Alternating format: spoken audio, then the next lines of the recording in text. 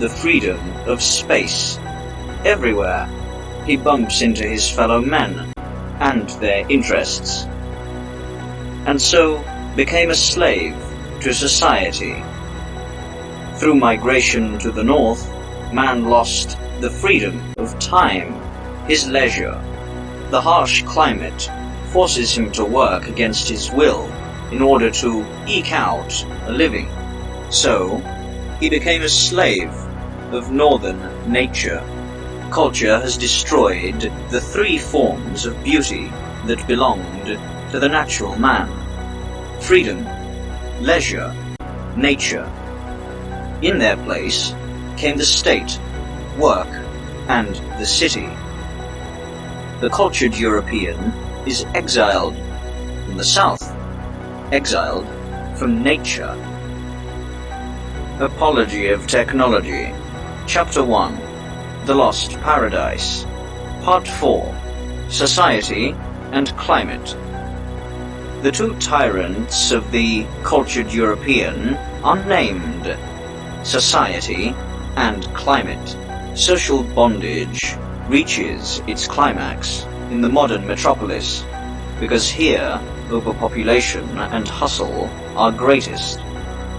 There, people live not only next to each other, but layered on top of each other, walled in artificial blocks of stone in brackets houses, constantly guarded and under suspicion through the organs of society, having to submit to a number of rules and regulations, and if they don't comply, they will be tortured for years in brackets locked up, or murdered in brackets put to death.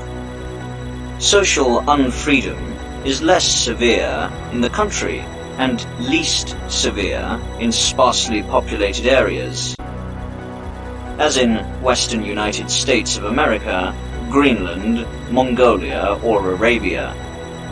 There, people can still develop in the space without getting in conflict with society. There, social freedom still exists. The unfreedom from climate is most oppressive in the civilized nations of the north. There, man must wrest his food for the entire year from the sunless earth in a few short summer months, while at the same time protect himself from the winter frost through the procurement of clothing, shelter, and heat. If he resists this forced labor, he will starve or freeze to death. He is forced to tedious, exhausting work by the northern climate. He is granted more freedom in milder zones where man must serve only one tyrant, hunger, while the other, frost, is restrained by the sun. Freest is the tropical man, because he can eat fruit and nuts without having to work. Only there exists freedom from climate. Europe is an overpopulated, northern strip of land. Therefore, the European is the most unfree man, a slave to society and nature. Carrying out a vast, frightening experiment of changing every ecological condition all at once, at a pace that far outstrips nature's ability to cope.